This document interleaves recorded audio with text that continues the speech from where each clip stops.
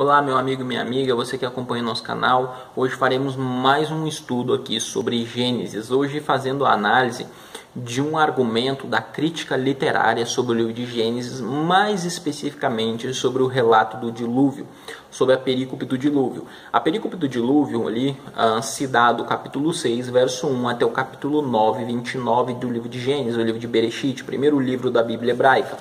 Então, nós vamos fazer uma análise de um argumento específico que a crítica literária se valida para falar do livro aqui, do relato do dilúvio. Então, para esses críticos, a esses adeptos da metodologia crítica literária, eles encontram um problema que seria o seguinte. Por exemplo, quando nós pegamos o capítulo 7, verso 17, do livro de Gênesis, do livro de Bereshit, diz assim: durou o dilúvio 40 dias sobre a terra, cresceram as águas, né? E aí vai dizer que a arca de Deus se levantou sobre a terra. Mas quando se olha para o capítulo 8, verso 3, ali diz assim: as águas iam se escoando continuamente de sobre a terra e minguaram. Né? E aí ele diz assim, ao cabo de 150 dias. Então eles dizem, peraí, o dilúvio durou 150 dias ou durou 40 dias? Ok? E eles vão dizer que então aí se dá essa contradição, porque quem teria composto, quem teria formado o livro de Gênesis teria usado fontes diferentes na hora de fazer o relato aqui, ok? De editar o relato. Bom, nós vamos fazer uma análise desse texto e vamos analisar a estrutura literária desta perícope e tentar entender se de fato existe uma contradição aqui e se este argumento da crítica literária ele é válido. Por exemplo, eu vou citar aqui um cidadão, um grande acadêmico dessa área, adepto da metodologia da crítica literária. Depois eu vou deixar na referência aí, na descrição do vídeo, as referências bibliográficas, tá certo? Então, e você pode acompanhar aí então o texto de Skinner. Ele diz assim, a resolução da narrativa composta em seus elementos constitutivos, neste caso, é justamente reconhecida entre as mais brilhantes realizações da crítica puramente literária e propicia uma lição particularmente instrutiva na arte da análise documentária. Então ele vai dizer que aí seria um exemplo, né, que seria então um exemplo aí da crítica puramente literária. Eu discordo desta posição e nós vamos abordar aqui de forma acadêmica e coerente, de forma séria, a estrutura literária desta perícope, que vai do capítulo 6, verso 1 até o 9, 29, e nós analisaremos se de fato existe contradição, ok? Então vamos lá, conforme você acompanha na tela, nós temos o que nós chamamos de quiasmo, ok? Conforme você acompanha na tela, então nós temos um quiasmo, essa estrutura ela é formada por um quiasmo. Então você tem a introdução tradicional, né? Você tem o título, você vai pro A no final, então você tem também, né, introdução tradicional, 9, aí o capítulo 9 do verso 18 e 19. No B, então, voltamos em cima no B, Noé e seu mundo no tempo diluviano. Então ele vai falar um pouco de Noé e o mundo antediluviano. Se você for ao B embaixo, você tem Noé e as condições do mundo após o dilúvio. Se você for na C em cima, você tem provisão para o dilúvio com um monólogo divino estabelecendo uma aliança divina, né, para preservar Noé, né, e aí você tem o verso, né, do capítulo 6, do verso 13 ao verso 22, e embaixo de novo na C você tem provisão para o mundo pós-dilúvio com um monólogo divino para a preservação da terra, e continua. Então nós vamos a D, você tem o embarque na arca, e na D de novo você tem o desembarque da arca. Na E você tem o início do dilúvio, né? Noé e os animais, né, entram aí, e depois você tem de novo Naê, o término do dilúvio, ok? E você tem FF, que forma o clímax desse quiasmo, né? O dilúvio aí é dominante, e embaixo de novo o declínio do dilúvio. Então você tem essa estrutura quiástica, ok? Essa é a estrutura da perícope do capítulo da perícope do dilúvio. Dentro dessa estrutura nós temos uma outra estrutura um pouco menor, que é sobre os dias, conforme você vai acompanhar aí então na tela, que diz assim: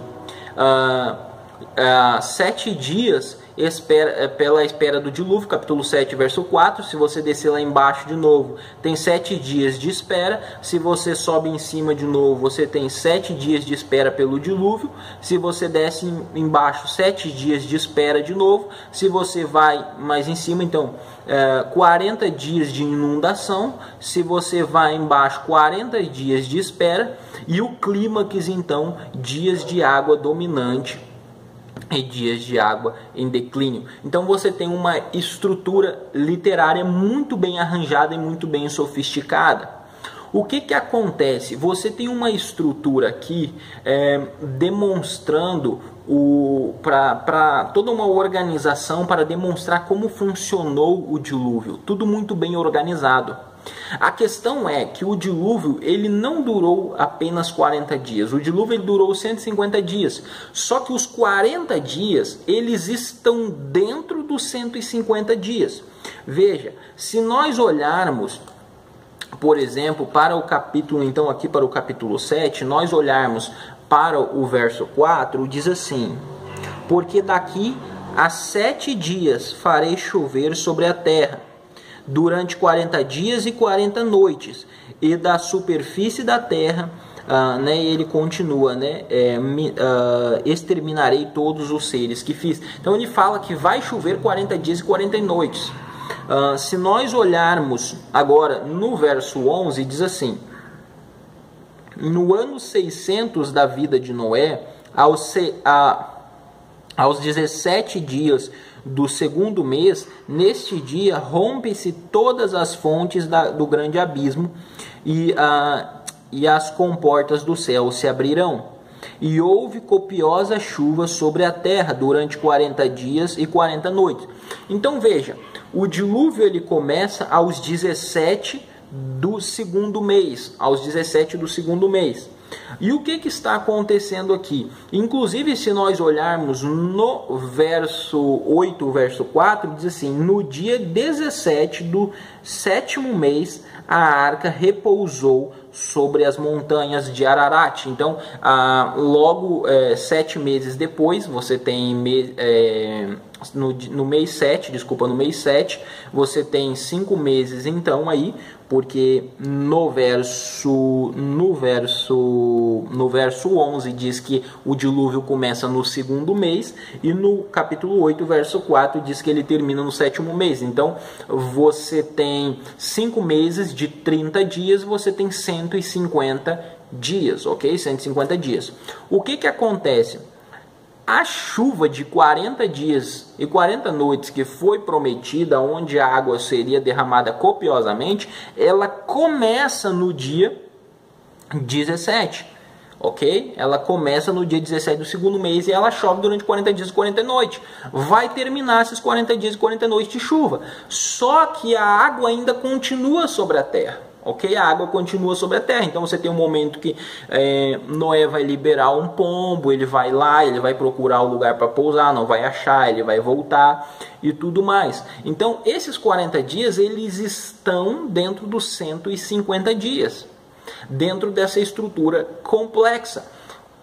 A água duraria esse período, mas não o que os 150 dias... você vê em nenhum dos textos que fala dos 150 dias, diz que choveu durante 150 dias. Não. A ênfase nos 40 dias é que durante aqueles 40 dias choveria, as comportas do céu se abririam, ou seja, seria o momento em que a chuva viria. Deu 40 dias e 40 noites, a chuva parou. Só que o texto continua relatando que Noé ficou 150 dias dentro da arca. Nada além disso. Então, quando a gente olha para o texto com mais cuidado, a gente percebe esses detalhes, nós podemos perceber esses detalhes. E nós devemos analisar o texto com um pouco mais de cuidado.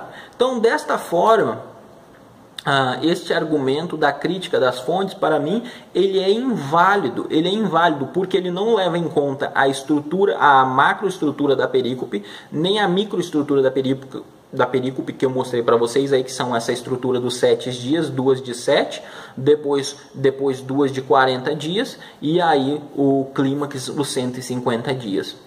Ok? Ela não leva em conta essa estrutura. E aí então se apoia o argumento da crítica das fontes aqui. Mas como eu já tenho falado para vocês em vídeos anteriores, quando eu comentei sobre a estrutura literária de Gênesis, o livro de Gênesis ele é uma obra-prima. Uma obra muito bem escrita, com recursos literários muito sofisticados. E aqui nós temos, novamente, recursos literários sofisticados que muitos acadêmicos não conseguem entender, ok? Então, com todo respeito a estes acadêmicos, mas também nós, de forma séria e coerente, discordamos desta perspectiva da crítica literária.